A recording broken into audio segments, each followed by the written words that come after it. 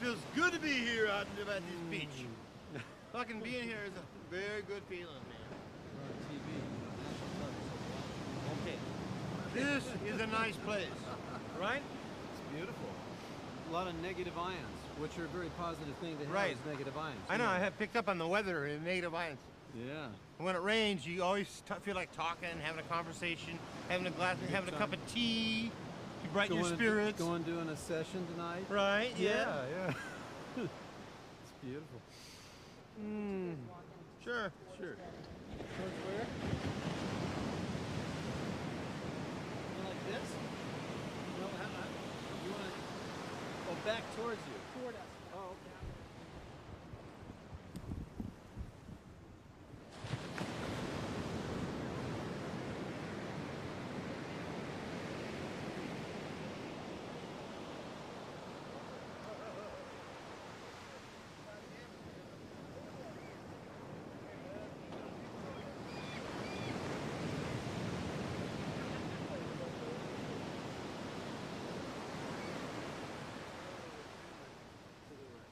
To the right. I do the left. Go straight and go back.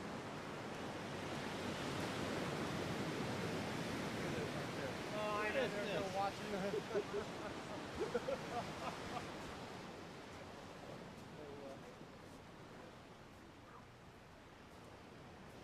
Oh, you coming tonight, man? Okay.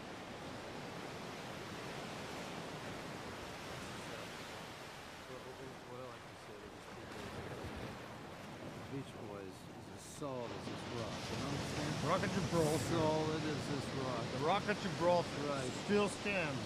That's right. This was probably here in 1962. Yeah, I'm gonna be here in 2062 too. That's pretty smart. Just like the Beach Boys will be performing on the radio. Yeah. Oh. Well, I don't know. We done? Perfect. Oh, he's How so about some amenable. You guys like arm in arm and Oh. racing and We look more like the Rolling Stones than the Beach Boys, right? This is a stone right here. The Stones. Okay, we put your arm around my head. All right, I just you can lift the How guy. about up over the shoulder? Oh, I'm sorry. Oh, Yeah, got it. Right. Get it on, John. Take that picture, Hector. Are you using a still camera?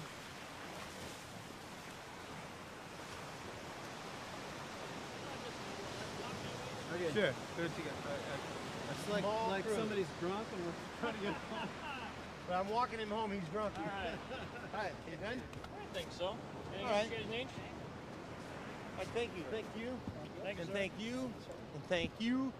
And thank you. And thank you. All right.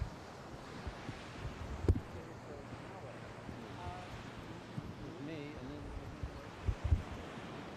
I see him in action. Yeah. Go ahead and get him walking out.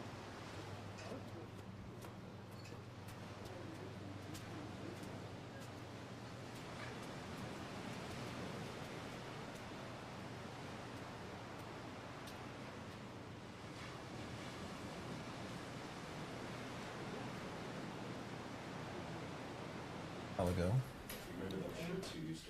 Yes, yes.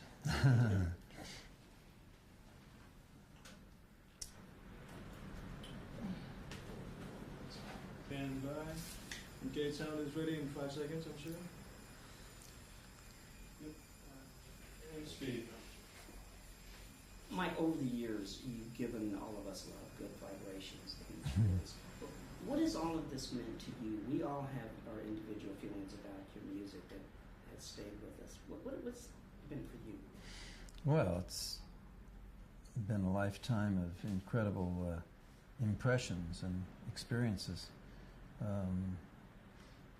For instance, one of the most remarkable things I ever heard was from a guy on a plane that was sitting next to me, wearing jeans and a shirt, but he had a couple of PhDs and he worked in a high-tech industry. And turns to me and he says, "I want to thank you for saving my life." I said, "What?" Turns out he was in Vietnam back in the 60s. And he says, we used to play your music to get us through what we had to do. And it just choked me up to think that somebody relied upon our music while we were having fun and touring and enjoying the music and travel that we did and all that goes with it.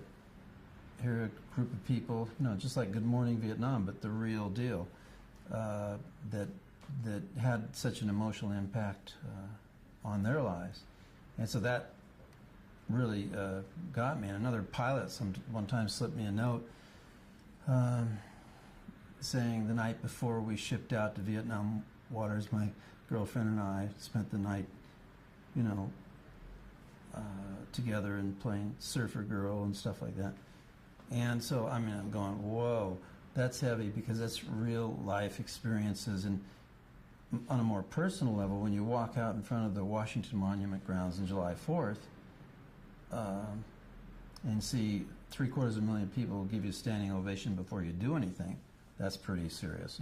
That's an incredible experience that I don't think every person in the world gets to have. And so things like that are very special about the Beach Boys. There's been plenty of stuff that's not so fantastic about the business and some of the people involved. That's the downs, but the ups are so great that by and large, you'd be hard pressed to really make an issue out of the negatives, because the positives far outweigh them, in my opinion. Like from talking to people, that your music has had such an incredible impact on people. For you, what was it? And did you have any idea when you guys first started to hit, and the years after that, what this music was doing, who it was impacting, how it was affecting? Well, I knew we had something going for us that was really touching a chord in other people. Very early on in our first Midwest tour, we did a bunch of ballrooms. We do 4 sets a night, and with an intermission after every 45 minutes or 50 minutes or so, we take a 10-minute intermission.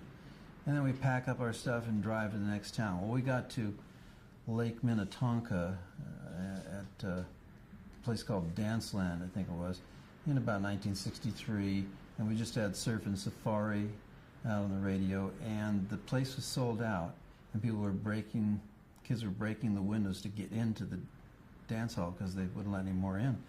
And we walked outside after our second set, and Brian Wilson and I were looking down the highway, and there were lights as far as you could see, people still lined up to come on in. And we looked at that and said, gee, this must be like it was when Elvis Presley first started out, because we had no parallels. There were no rock groups in 1963. That was before the Beatles made their impression on the U.S., and another couple of years before the Rolling Stones were heard of over here. And all we had to look back upon was Elvis Presley, Little Richard, the Everly Brothers, and that for rock musicians and so on. So that was kind of like one of the first impressions of celebrity and fame and the impact that music could make on the public. Beach Boy music is unmistakably unique. Mm-hmm. It is its own sound. Mm-hmm. A little bit about that, because you guys created something unique. Yeah, well, unique for 2 reasons. One is that because of the topics that we sang about, Southern California life, surfing in particular, cars and so on, and the life revolving around high school, we, pretty much chronicled a lot of little vignettes that go on in everyday life, and maybe still do to a certain degree in some communities around the world. And a lot of us grew up in that middle-class existence, which we basically sang about with the Southern California slant.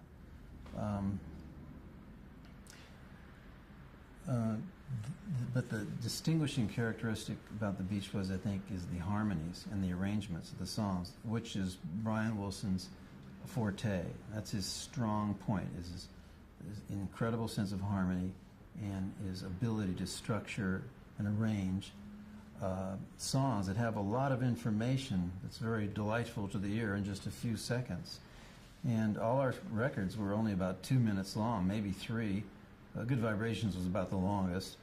But in 2-3 minutes, there's a lot of interesting harmonies, little interesting hooks and things that found their way into these songs that entertain the listener, and enough variety in the tempos and the lead singers and the various songs and so on to make it so that it didn't really get old. You didn't get tired of the Beach Boys. Like some groups have one lead singer and no harmonies and pretty much basic 3-chord, rock and roll.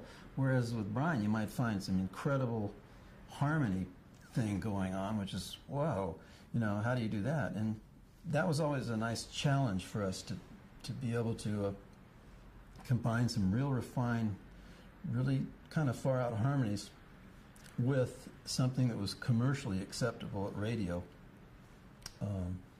for rock stations. Another thing that was unique about you is that you got control, like it's pretty much complete control, which was very unusual for producing your music, or other groups and other record companies would have people more involved outside of the group. Yeah, originally Capitol Records assigned us a producer to oversee ourselves in the studios, but Brian became so adept so quickly at doing the studio thing and producing and arranging records that there was anybody else's influence was superfluous. As a matter of fact, they probably would have just gotten in the way.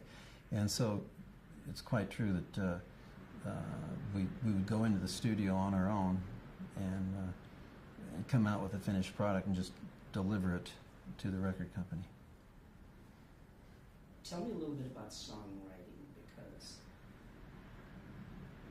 the words, everything comes from you, that process of that creative process that you've been involved with for so long. Yeah, well, there's all different ways to come up with a song. You can come up with a complete song, music and lyrics, or you can come up with just the music and not have lyrics for 2 years until you finally get hit by the muse or whatever. And then you can have a set of lyrics or a lyrical idea and no music, and communicate that idea to someone such as Brian Wilson, who has nothing but musical ideas.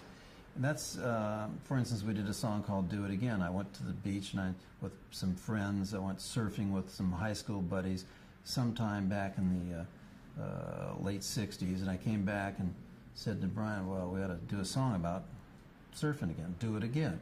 And I went to #1 in England and top 10 in the U.S. and stuff. And it basically took about 5 or 10 minutes to write the whole song. I wrote a poem about going on this trip. It was a beautiful, idyllic Southern California day, and Brian just got into a groove, and we created the song right there at his grand piano at his home, and before you knew it, it was recorded and out and so on. So, I mean, that was a case where I came up with an idea, similar to the time I said, hey, Brian, we ought to do a song about a girl who borrows the dad's car and goes cruising rather than go to the library like she, told him was the purpose to borrow the car. And so that became fun. I said it ought to start with a Chuck Berry intro and, a guitar, rock and roll guitar intro. And the next thing you know, that was a hit record. On the other hand, Brian worked for many months on getting doing several different arrangements of the song Good Vibrations before he was completely ready and felt that he was ready to make it the finished product. He would experiment with different tempos, different instrumentation, different pieces and segments of the song that never showed up on the hit single. But finally, when he got it done, I came up with this one part. I'm picking up good vibrations, she's giving me excitations, and I wrote all the words to the track that finally was the finished product. And so there is a case where the track was developed, and then the lyrics came along. But it can work either way, and it has worked every switch away. It's sometimes you trade off. Here's a line, and somebody offers a line, and you modify it as you go in the studio, spontaneously. So it can happen all different ways. It can be well thought out and well planned, or completely spontaneous. It can be words first, music first, concurrent. That's the thing about spontaneity and creativity. Particularly spontaneity is Brian's strong suit. If he sits around and worries about things, which he's a worrier, you know, he'll sit around and he'll get afraid or concerned or worried, or if it's going to be good enough or whatever. And where he's really great is when it's so spontaneous, he forgets all that second guessing, and he just gets into it and does it in the moment. And then I try to, you know, while he's doing the track, I would go in the kitchen and write out lyrics to the song "Darlin'" or "Wild Honey" or something. I try, when I'm writing with Brian, I try to let him not worry about. Don't worry about the message. Don't worry about the words. Just let's get that structure of the song, get that track. Then you'll have it to study and work with and take it home and back and forth and try to fine tune it so you're really happy with what you're putting on there vocally.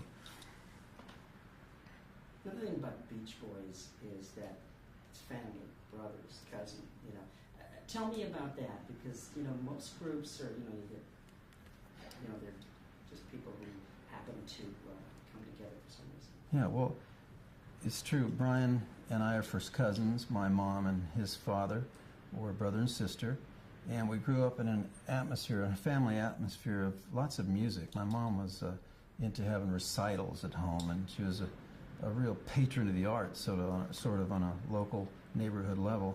I mean, we'd have classical chamber music, we'd have, you know, all kinds of music going on in our home all the time. And in the Wilson household, Audrey was teaching piano, Uncle Murray was writing songs. He was a songwriter, trying to get his songs placed in the business, and out of that atmosphere came Brian and my relationship, or our relationship, evolved in that musical atmosphere. And of course, we gravitated towards the songs of the time, the R&B doo-wop sounds of the 50s and those great R&B groups at that time, along with the little Everly Brothers and the early rock and roll harmony of the Everly Brothers. Appealed to us because we could sing three-part harmony. They sang in two-part harmony. We'd add a third. And it was a lot of fun just experimenting and doing that. That's what we grew up on, combined with Brian's fascination with the four-part harmony of the Four Freshmen, which is they call it modern harmony at that time. And it was a very close four-part harmony. And finally he came across Al Jardine, who could sing and blend and perfectly with his brother Carl, myself, and Brian. And that gave us that close vocal harmony blend the Beach Boys are distinguished by. Tell me about the name Beach Boys. That wasn't the first choice that you had. No, that was our first song was about surfing, and when Russ Reagan, who was Russ Regan, he's head of a record company now, and he was an independent promotion man at the time. He heard this song called Surfing. He says, "Well, why don't we say it's by the Beach Boys?" We were calling ourselves the Pendletones and all these stupid names, and because we wore Pendleton shirts as surfers in those days. So we were pretty bad at naming ourselves, so we had some outside consultant come in. And it worked out. We heard it, oh, Beach Boys. Well, surfing, Beach Boys, sounds okay, you know. You're back in the recording studio now. Yes. Just change tape real quick. Okay. Before you...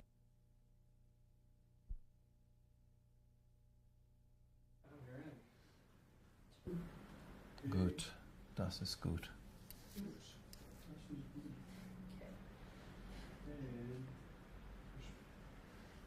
Mike, what has changed over the years? You're back. We're going to see you a little bit later back in the studio. 30 years with music for you.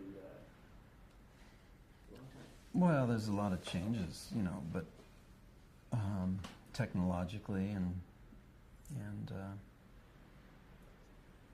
a lot more knowledge of the ups and downs, ins and outs of the business and stuff. When we first started, it was just innocent fun and just trying to make great music. And then along with the fame and the money came a lot of negative things attached to it. You know, people trying to steal your money and doing it, and trying to attach themselves to people in the group, sometimes with not the greatest results when it came down to things like experimenting with drugs and so on. And so there's a lot of bad things that happen to some of the members of the group along the way, and to all of the members of the group, because the corruption and unethical practices of a lot of the people in the music business at that time, and of course up until this time. So that's not a bowl of cherries, you know, the whole music business aspect of things. The whole lawsuit between Brian and myself was nominally between Brian and myself, but what it was really about was myself versus the people who had controlled Brian and had manipulated him and who would not allow him to settle some past inconsistencies with me, having to do with the co-creation of many of the songs that I wasn't credited for. So Brian and I wanted to resolve it a long time ago, but he was held back from doing so. And it's a whole minefield of stuff to get into, which is better suited to a book or a mini-series or something, because it really is ridiculous, the degree and extent to which the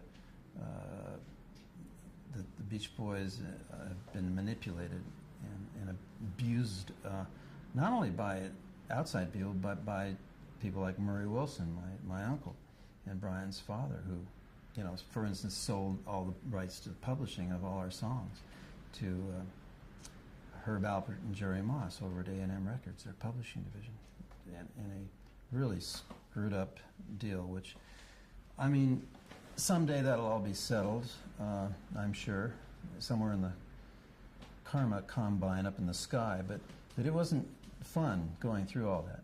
But the nature of Brian Wilson is so inherently musical, and my nature is pretty strong and positive, and so when you have a nature, it doesn't change. It can be shrouded or clouded or attention diverted or whatever, but when the two of us get together in a creative setting, there is real positive creative stuff that comes up from it, and that's what we're just getting into now. And when I'm not sure whether the session that we're currently going to have is going to be ultimately used. It might be just an experience and an experiment, but it is what I think is that has the elements of a great song. And so we're going to go in and do at least a demo of it tonight, and then later on Don Was wants to hear what we're doing, and that and several other songs that we're going to be creating, and once we have enough tunes that pass muster with the production maestro, we're going to go into the studio with a more comprehensive project, such as an album. Mike, unfortunately, it isn't just about musicians making good music. You have, you know, as we were mentioning, the legal contracts and other people, other influences and all that. How do you keep creating? How do you keep the quality and your standards up with all of that going on around you? Well, it's not going on now. See, because that phase is over. The legal issues are resolved with respect to Brian and myself, so there's no impediment to our being together. There's absolutely no problem between he and I. The only thing is finding the time in our respective schedules to commit to getting together and doing things creatively. And so we're finding that time. But those things are in the past. I mean, you could fret over them, but it's just history now. And it's resolved between he and I, and as I said, there's no barrier to our getting together. The future, yeah.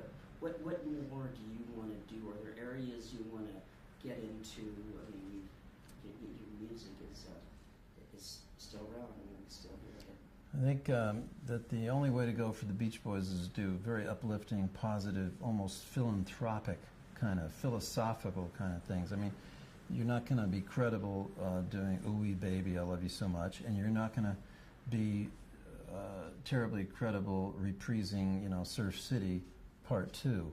I mean, you can do that in the context of an anthology album or a specific project or a soundtrack issue on some film where it's relevant. But for the present and the future, I think we've been through a lot of things, observed a lot of things over the decades and a lifetime, and to try to put those observations and those feelings into words, into music, I think that's what would be credible and uplifting and successful from the Beach Boys. I mean, I have a song called "Unleash the Love," which I think is probably, go out on a limb and say it might be one of the most commercial things I've ever conceived of in my mind. And I related the lyrics to Brian, and he flipped out. He loves them, and it's like that. But it's about humanity. It's about nature. It's about how we have to unleash the love to overwhelm the negativity with positivity and love. So. It is a cliche, sex, drugs, and rock and roll, but it's a part of rock history and certainly part of the Beach Boys. And you can't completely get away from that. That's going to kind of be along with the fame and the glory and that. How do you deal with that? And I know you move on, but it is part of your history.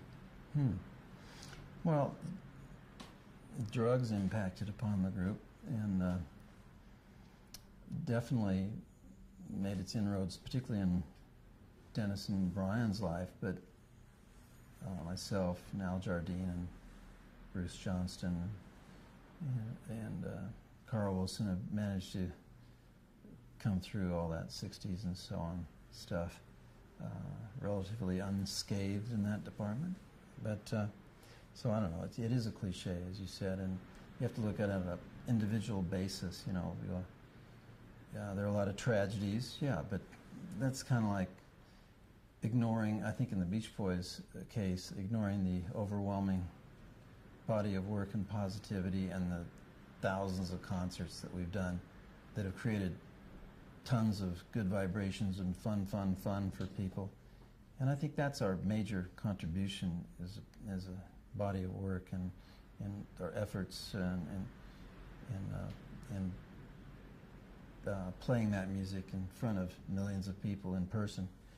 And that has very little to do with drugs, sex, and rock and roll. So, I mean, rock and roll, yeah, but I don't know about the other two. I know you've been asked this question 10,000 times, but why is your music still, I mean, we still hear it on the way down here today, driving up, we heard one of your songs. I mean, why does it last? A lot of records, a lot of groups, and some of them have just gone away. Your music is still here. Why? Well, I don't know, but the fortunate thing about it is that in the oldies radio format, which is usually from late 50s to early 70s, the Beach Boys, the Beatles, and the Supremes are the top three groups, and we're always either one or two, which is a great thing. And because of that, we're always in the public ear. Even if we haven't had an album out in 10 years, we're still getting tons of airplay. And if you're not particularly into country, and if you don't particularly want to listen to rap, and you're not into talk radio or classic radio, then you might hit on a station which is classic radio or oldies or whatever you want to call it, and they play nothing but hits. And we're in pretty good company with those songs there. And fortunately, the Beach Boys have a dozen songs that are always being played in every major city on that type of station. And once in a while, we were very lucky to have a #1 song, I think, Kokomo in 1988. It was 22 years after Good Vibrations. Our other #1 song, it was the prior #1 song was Good Vibrations, 22 years earlier. So we're on a roll now, if we can just collapse the time a little bit between #1s. But anyway, the Beach Boys will, for the next decade or two, I think, always be performed, always be in the public ear. That California fantasy that you guys created, surfboards, bikinis, hot rods, beach, it's a very nice place to visit that you take us when we hear your tunes. Or, speaking as a listener, what does that do for you? Well, it's in the advertising field, it's called heightened reality. And we would take what's going on at the beach and sing about it. It's like a mini vacation for 2 or 3 minutes. And the same about California girls, all the girls around the world, and how we wish they all could be California girls. So, I mean, it's heightened reality. Of course, it's a fantasy, it's an escape, and all that kind of stuff. But it has its roots in the reality of what was going on, and to some extent in some locales still goes on. So we didn't create bikinis or girls or the beach. It was here long before us. What we did was we took our sound and our environmental influences and put it into music. That, and then our experiences came along a little more after that, the more emotional experiences, like in Pet Sounds album, which was a little more cerebral and emotional than it was object-oriented and situation and vignette-oriented. So I think what it is, over the years, we've hit a depth of feelings and a lot of nifty thoughts and nifty ideas and fantasies and places that, as you say, could take people away from their concerns. And that's one of the focuses of the Beach Boys. In addition to harmonies and great arrangements and stuff, what I think has inured to our longevity is the fact that it's primarily positive. Even a negative situation, we turn around into a positive. Like The Warmth of the Sun is a song about losing someone that you love, or someone that you love doesn't love you anymore. But at least you had the feeling of loving someone, which is better than nothing at all. And In My Room is very melancholy, but it's a place where you can go and tell your troubles too, and that kind of thing. So even in a somewhat melancholy or negative situation, we kind of gave it a positive angle. And the rest of the songs is all positive, all fun, very upbeat. And I think positivity lasts in a relationship or in a song maybe a lot longer than negativity and dissonance, because people like to feel good, and those sounds create a lot of good feeling. And one other thing that's related to this, we were talking to Annette Funicello the other day. We were actually doing a project with her, and she was talking about you guys, and you guys were Monkey's uncle. That's right. Tell me about that experience. She has some really nice memories, nice things to say about you guys. Well, we were kind of awestruck. Oh my gosh, we're singing a song with Annette Funicello, and I was doing the monkey or something with her on. It was all, it was like, wow, she's Annette, like from the Mickey Mouse Club and all that kind of Mouseketeer and all that. And she's like a star for us when we first started out. So we were kind of overwhelmed to be working with her. But she was, very sweet then, and still is a very nice woman now. So it was like a real experience for us, similar to being on a Jack Benny special with Bob Hope and Jack Benny, kind of coaching us as to how to say our lines. I mean, that was an unforgettable experience too. It was very humorous, but we were awestruck. It was Bob Hope and Jack Benny. My gosh, So things like meeting Annette and Bob Hope and Jack Benny, being on a movie set for the first time. It was very awe-inspiring for us. I think we were pretty impressed. And I was talking about right after that is when you guys had a big string of big hits. Oh yeah. And then she started following your career and was kind of proud of the fact that she had done kind of something right before. Yeah. Well, it was not. It's we've always had good memories of those little films in the old days. Gary? It's just wonderful to listen to. She says very nice things about you. Yeah. She's very happy. But Not nice enough, though. I think she probably had a boyfriend or something. Yeah. she was married. Just maybe one thing is, of all the tours or all the songs. I didn't kiss, so I can't tell. It's, Make something up. Well, I'd like to, but you know, yeah, does anything stand we're not in out? hard copy, are we? Oh. Okay, what? Anything stand out from the tours? Any particular? I mean, you guys have really global. Meaning, or of all the tours, or all the songs, what is that moment that probably still to this day, as you look back, you find more exciting than anything? Well, there's a lot of things that have gone on over the years in terms of locations and experiences in the the personal appearance area.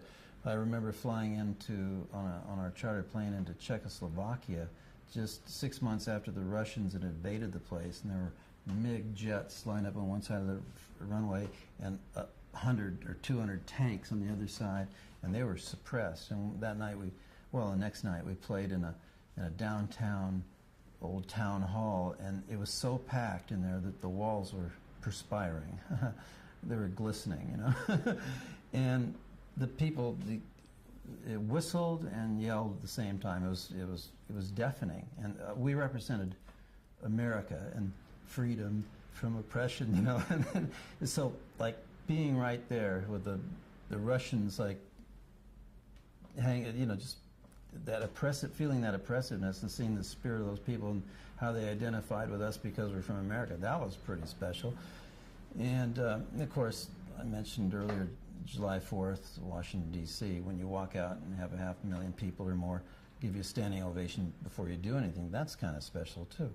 And so, but some of the other things that are special are not on stage at all, like going to India, meeting Maharishi and being there with the Beatles and listening to some great philosophy and description of creation and life and just really a learning experience and learning meditation, transcendental meditation. And I've meditated every day since December '67 when I learned in Paris from Maharishi. So that was a thrill and an experience and one of the more important experiences in my life, you know. And so, I mean, there are lots of different types of experience: emotional, spiritual, career. But one of the nice things about the Beach Boys' life experience, I think, is the encore. You know, I mean, you can't hardly beat, Surfing Safari and Surfing USA. Fun's hard act to follow too. But anyway, there's so many positive things that when you think about it along those lines, and so many places we've been and created really good feelings that it's almost overwhelming. It's impossible to distill it all intellectually. Any place you haven't played or event you haven't played you'd like to? Yeah, we haven't played in Russia, China, Arab states. But, there's a lot of places we haven't played, a lot of population groups we haven't reached yet. But we're doing okay in the Western world. We had #1 records from Sweden to South Africa and, Manila. And we got fan letters from Moscow and places like that. So, shouldn't complain about just reaching 1/3 of the population of the world, I guess. Record companies aren't that motivated to sell records in China just yet, until they get that piracy thing under control. Right?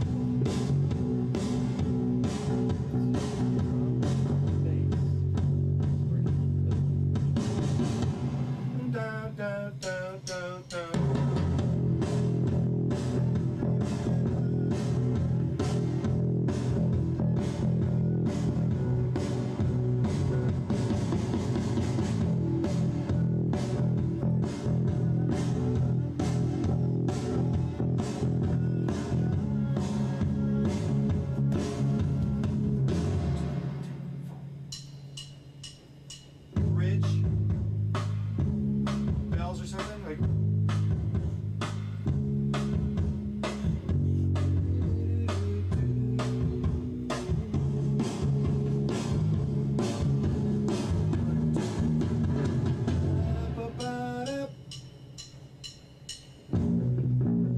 I screwed up that, but we can get rid of it.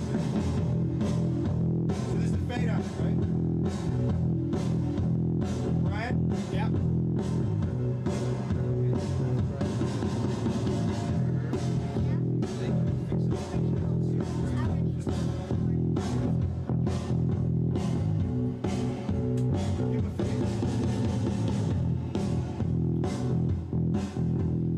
Is that cool, Brian? Yeah. Mike?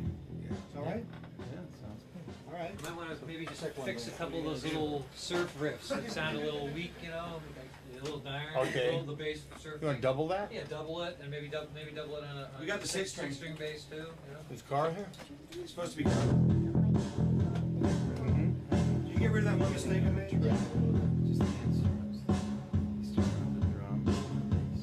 That's how I put it. We should punch the bass in that little section up to the bridge. It just sounds like Okay. when you came in, it was kind of soft. All right, what do we do right now? Yeah, might as well. And then we'll get that What are you one gonna little do next? bass. Guitar or keyboard? Guitar. Guitar. Who plays that? Call. Is he coming? Yeah. Yeah? He's gonna be. He called it 9. Oh yeah? He called it? Yeah, he'll be here. Sure. Positive. We're working on this one, yeah. Since he's not here, do you want to put on keyboard? Oh yeah. Hey, Hi. Mark. So much for letting us Oh, that's okay. cause Yeah. commotion. Did you mic the keyboard yet? The Yeah. Chang? Yeah, it's all set to go. Is the left hand one on the bass part of it, Mike? Maybe we should put another mic on it. You want to Yeah, get that? I want to get the full benefit of the bass, the low end of the low end of the Okay. piano. Brian? Yeah. He was just gonna patch that bass, but if you want, you know. Oh, do it. Oh, While he what's that? patches the bass, why don't you do I mean, it'd be better if you do that because I want to kind of get into the rhythm of it. All right. If I get lost in it, I go into it, I get lost in the scene. All right.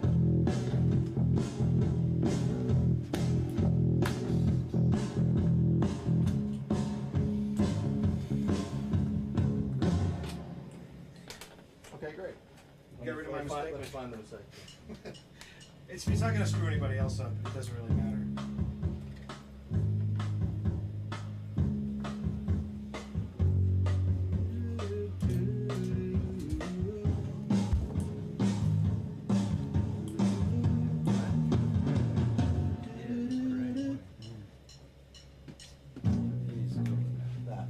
No, I think it's okay. Watch your fingers. Oh, pull it out. Okay. Is that mine? I'll show you.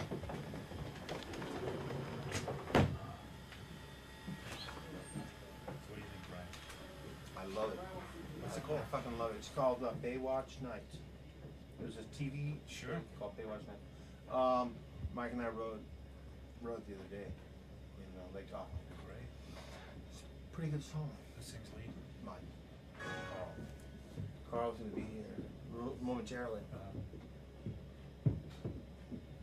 them to wear these shades for. No, you can, no. You'll tell them. Yeah. Yeah, I'll tell you. Okay. Who's that man behind those Foster grants? Could it be? No.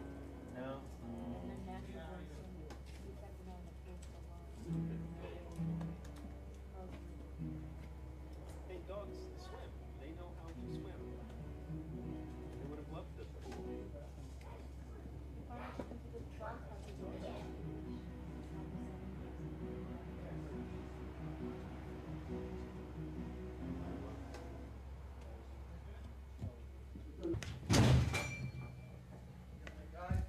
Excuse me.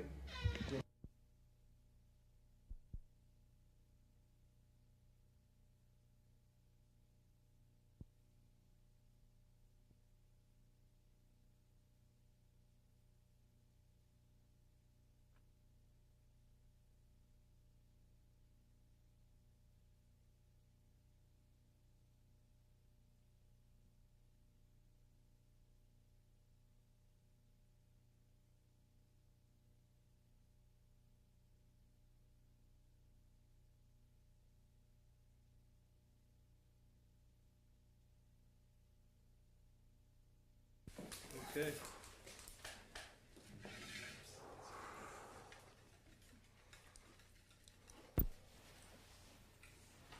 Good, Alex? Mm-hmm. Okay, rolling. Speak. Brian, back in the recording studio, it sounds like a lot of energy in there. How's it going? In the studio? There's a lot of positive energy, you know, and I was kind of enjoying the guitar playing of my brother Carl, and there were some discrepancies as to what he should play, and took us a little while to hem that out, you know. And as soon as he got the notion, he just started playing like Johnny B. Good, you know. He was like playing so great, you know. His guitar was magic. I mean, you know, it was like 10 guitars in one guitar. I don't know how he does it. He strums it in a way that makes it just come to life, you know. It's interesting to watch the creative process when a song is being put together and you're working out little bits and that. Something you've been doing for a long time, very successfully. Yeah.